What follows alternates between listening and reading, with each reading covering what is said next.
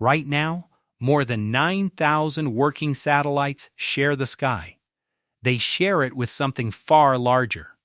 A tracked population of over 43,000 dead objects, bigger than 10 centimeters, drifting at roughly 17,000 miles an hour. All of it together weighs more than 15,000 tons. More metal than 1.5 Eiffel Towers circling the planet at once.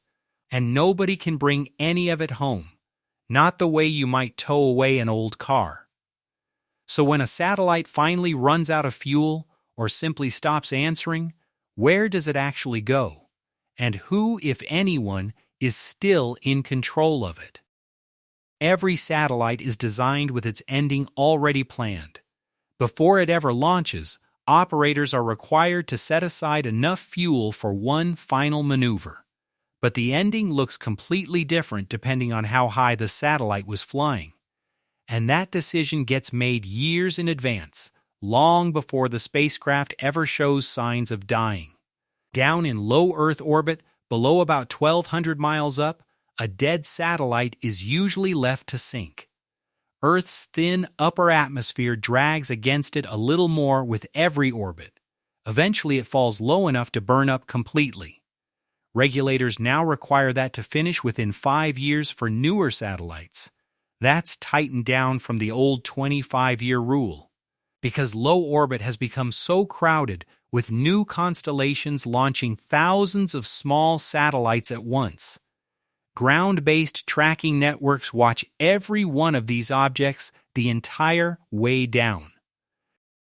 If a satellite still has some control authority left, operators can aim its re-entry at a remote stretch of the Pacific Ocean, rather than leaving its final resting place to chance. Up at the geostationary belt, nearly 22,000 miles above the equator, sinking is not an option.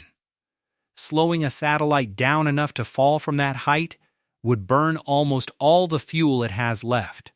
So instead, operators push it the opposite direction, into what the industry calls a graveyard orbit.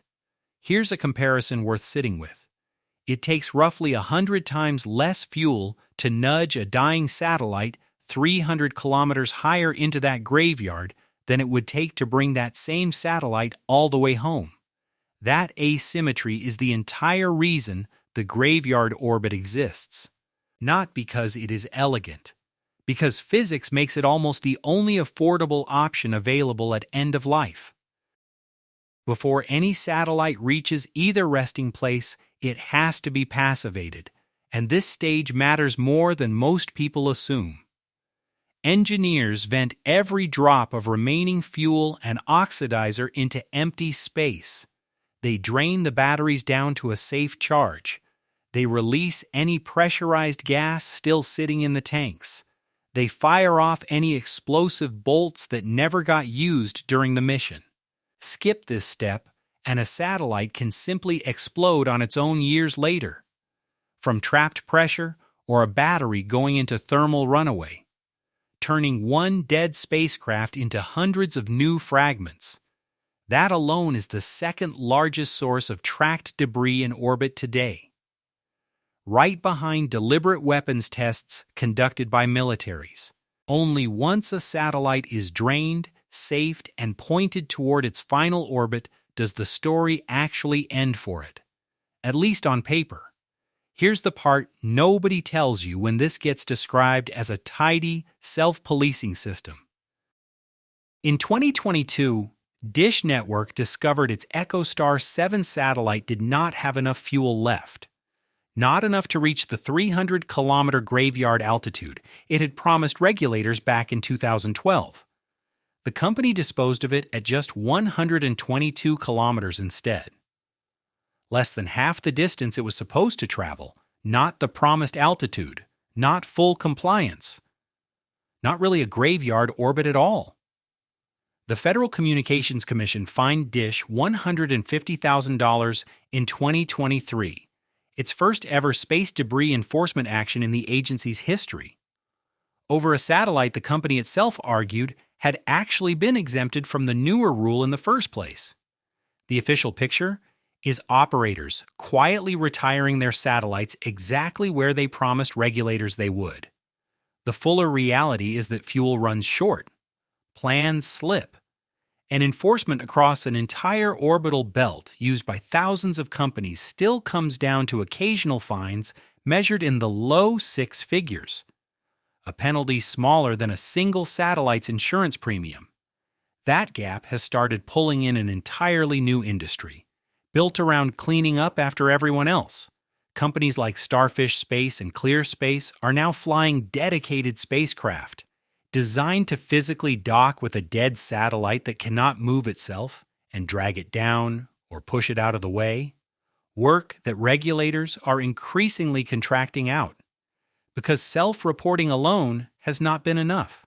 One of these missions is expected to service roughly 10 different dead satellites using a single chaser spacecraft, treating orbital cleanup less like a one-time favor and more like a repeatable business.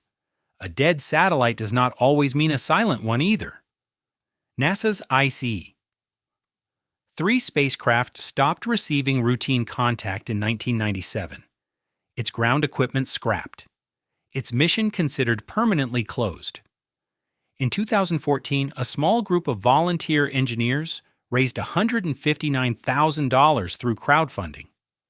They rented time on the giant Arecibo dish in Puerto Rico and re-established two-way contact with a satellite NASA itself had no intention of ever speaking to again. They actually got it into engineering mode, pulled real telemetry off it, tried firing its original thrusters for the first time since 1987. The burn failed. The fuel tank had lost its pressurizing gas over decades of silence. But the satellite kept sending back real science data anyway, still working, still listening, 36 years after anyone official had given up on it. So the honest answer to where old satellites go depends entirely on how high they were flying and how carefully their fuel was managed on the way out. Most burn up on schedule over open ocean. A controlled ending nobody on the ground ever actually sees happen. Some get pushed into a graveyard belt where they will drift for centuries. Technically retired, but never quite gone.